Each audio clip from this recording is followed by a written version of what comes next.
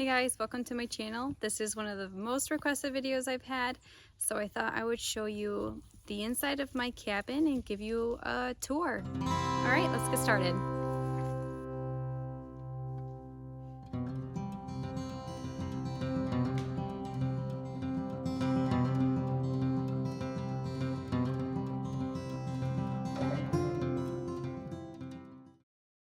So right as you walk in is kind of like our mudroom, the extension of the porch. And this is, I guess, yeah, where we make sure everybody takes off their shoes. The floor here is concrete because this is where we keep our wood stove. And this is just like our opening, I guess. We don't have space for a technical mudroom, so this is it. We moved into this cabin in 2021, so that would be myself, my husband, and my 4 kids and 2 dogs. So it's a tight squeeze. The cabin itself is around 7 to 750 square feet. We usually just run up to 8 because it just covers all the areas, I guess, covers our tracks, but it's probably realistically 750. So it's a tight squeeze for all of us, but we would rather spend our time outside on the 20 acres that are here than stay in the cabin all day every day. That was kind of the point of moving here, was just to be in nature more and to get outside and to not just sit in a square box all day long. So this is our wood stove. It's a Nectar 350. I've done an entire video on it. We absolutely love it. It's a wood cook stove, so I can load the firewood and I can cook on the top and I can bake in the bottom, which is great because I love baking bread and my kids love baking sweets. So yeah, this is kind of the heart of the home. This is, you know, how we are able to live here through the winter. And we cut our own firewood, so we have some firewood loaded in the back, got some sitting in the box, and then we have several wood sheds of firewood, and my husband does all the felling of the trees, and then he splits, I would say, probably 90% of it. I did split a little bit this year as well, but I had to give him most of the credit. Up here, I keep some of my dehydrated food and just odds and ends things, little knick-knacky things. We've got some feathers that my kids have collected. Let's see, you've got a fire alarm, hatchet, chimney, flue, extinguisher, got all the things. Okay, now we can move to the kitchen. All right, so the kitchen is obviously really small. I mean, I can pretty much reach everything all at one time. We have a table that fits my whole family. There's 6 of us, and it fits just right. And we have a little bit of counter space. We've got a regular refrigerator, no stove, no microwave, no toaster oven. We have a toaster, but nothing too advanced. I mean, we really do almost all of our cooking on the wood stove. If we aren't, then we use something like this. This is gonna be the last year that I use this one. I'm gonna throw it away, or we're gonna figure something else out. It's just so old and it doesn't even sit right anymore. So this sink is a dry sink, which means there's no running water to it. That's okay for us. We just haul water from our bathroom into these 2 jugs and we fill the sink up, and that's how we do our dishes. You know, there's no dishwasher. And if we need fresh drinking water, we run it through our Berkey. So again, we do the same thing with the jugs. We fill the jugs up and then we fill the Berkey up, and that's how we get our drinking water. The sink does have drains. It goes to a gray water system underneath of the cabin, and that was here prior to when we moved in. I feel like people always comment on the no water at the sink, and I think maybe in time we'll add water, but it's really not that big of a deal for us. We just fill those jugs up, and that's how we can cook or clean and, you know, wash your hands if you need. You know, it's not really that big of a deal, especially because the cabin is so small. It's a really short walk to the bathroom where we do have running water, so it's not really a big deal for us. I mean, I guess we could get running water eventually, but I just don't really care at this point. I don't see the need, and I don't know, we'll see if things change in the future, but for now, I guess we're all set with just running the water back and forth. We hang as much as we can because we just don't have the space, so lots of things hanging. We've got some fire starters here, and then our, work gloves are on top of it. It's just all about the storage and the little ways that you can save space. That's how you can manage a tiny house. Something I am not proud of, but that we have, and I don't know what to do about it, but we're just gonna keep living with it, is that we have a cupboard that every single time you're gonna open it, things are gonna fall out. So right now, I have it just right, where it's not gonna just come crash landing out, but yeah, this is that cupboard for us. So again, we store things anywhere we can. So on the sides of the refrigerator, we've got storage there. I store all of our spices and flavoring, sugar, salt, cocoa powder, everything goes right there. We've got extra storage up above the refrigerator and of course on the refrigerator, and even more up here for food. Anywhere you can get food to fit, we use. We do live very self-reliant here. We heat with our own firewood. We've got our well.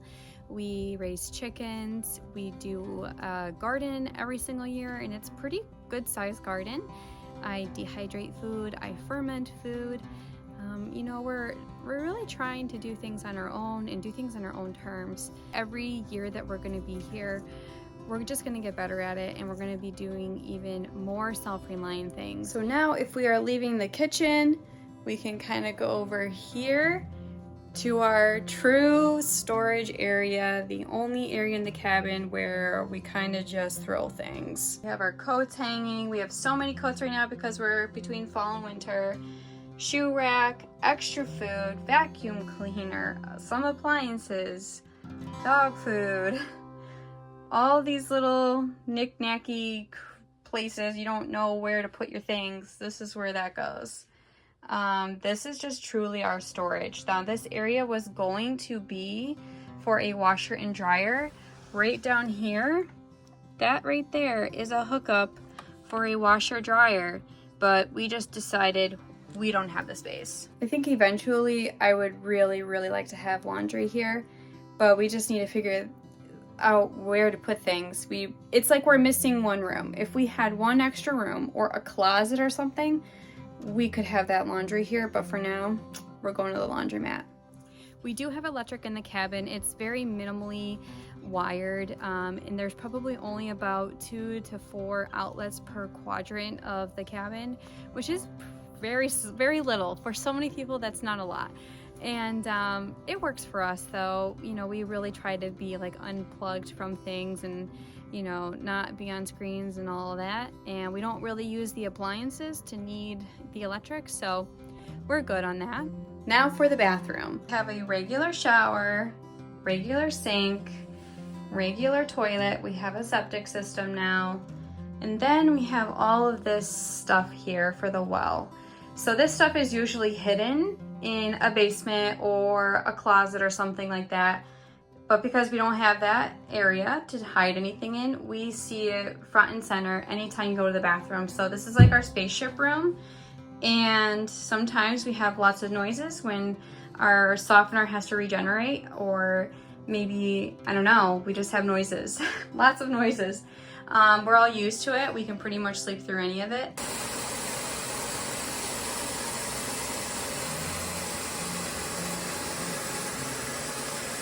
And then we have a tiny little water heater that we just replaced. And we added a filter on. So this filters out all of the sediment, and it basically protects the water heater and all the piping. So we ran through one water heater in the first year very quickly because of the sediment from the well.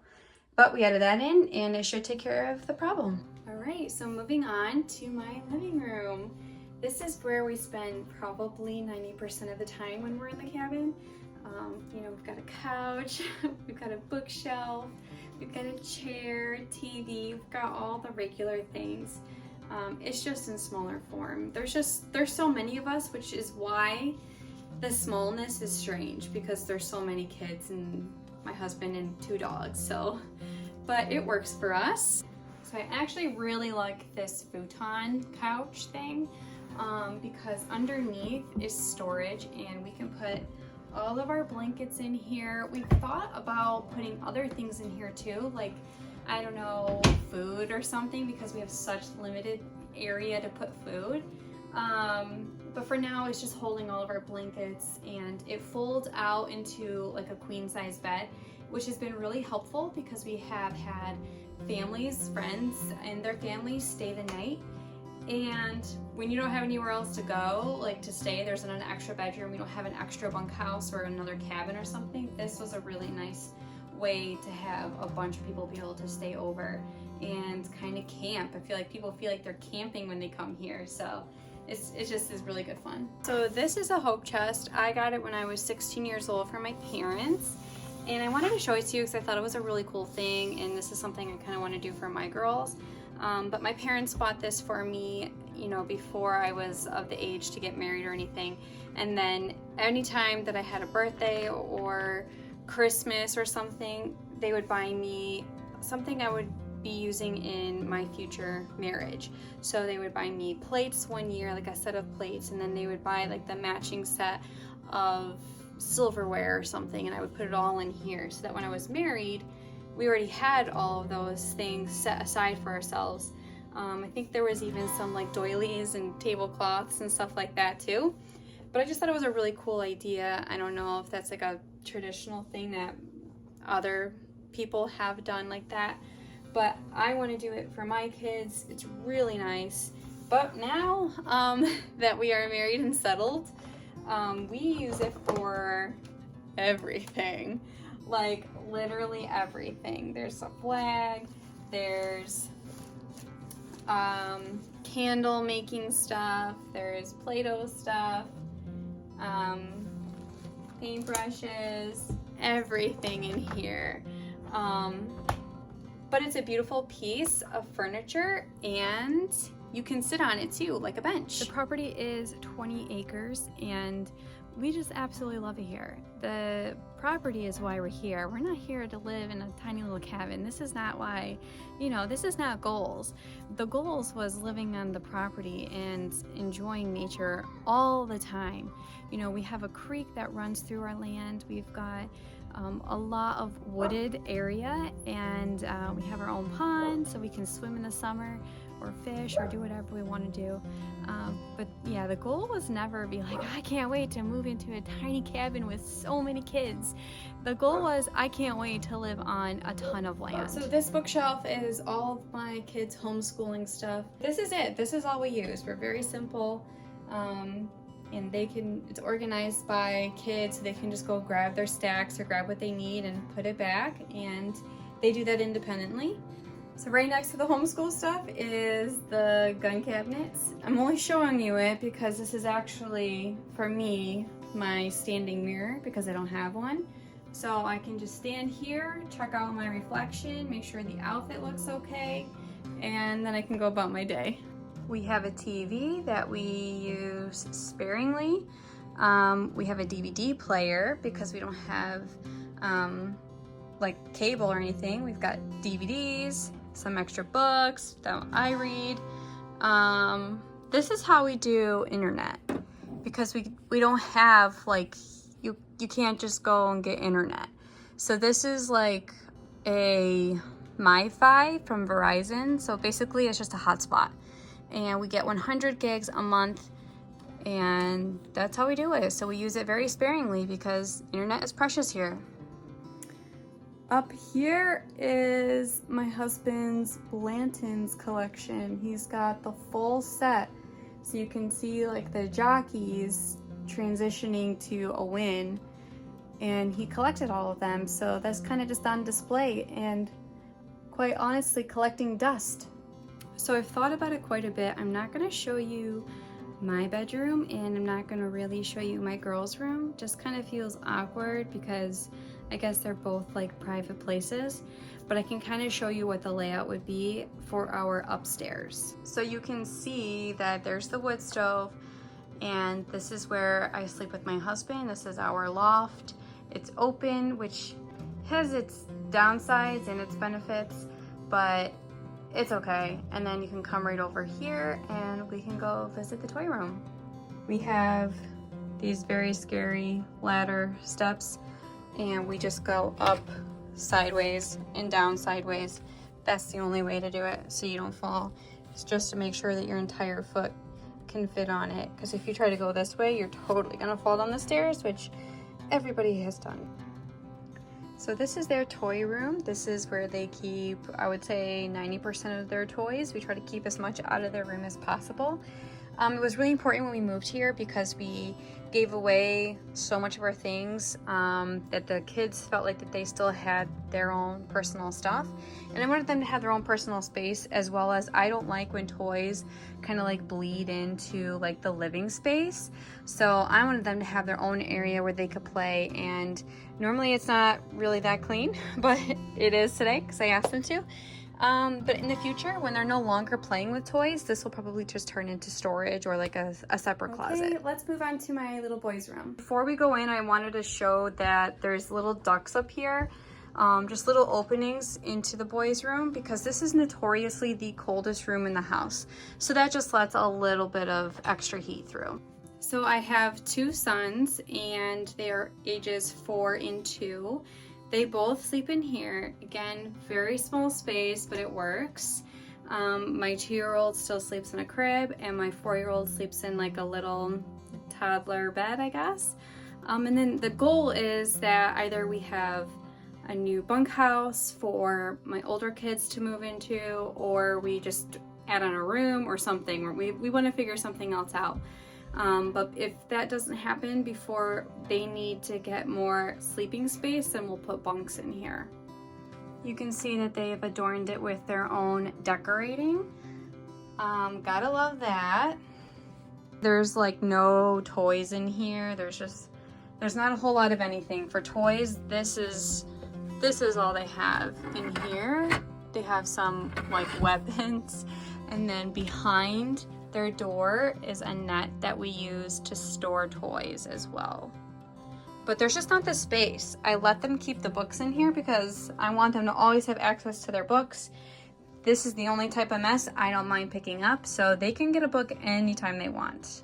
And because there's no storage, we use under the beds and especially under the crib, because this is quite a bit of space, so we just put extra clothes in here. I wanted to show you this really cool quilt. This was made by my mother-in-law. It's called an I Spy quilt, so everything on here is different. So when you're like sitting with your kid, you can just play I spy a shark or I spy a bird. It's just a really cute little game and so beautiful. Love this quilt. I think we're going to be living here for quite some time. I honestly hope that this is the last place I live. I just can't even imagine trying to go back and live in a regular house. I just feel like we're set for cabin life. You know, I feel like everything is so much more worth it when you do it all yourself. When you cut your own firewood, when you grow your own food, you preserve your own food. You know, it makes you feel more alive, and it makes you appreciate absolutely everything so much more. And I just love that our kids are learning right along with us. Every step of the way, they're right there. These are all skills that they can use in their life. And I truly think that when they're adults, they're going to very much appreciate the way that they grew up. In charge of the entire land of Egypt.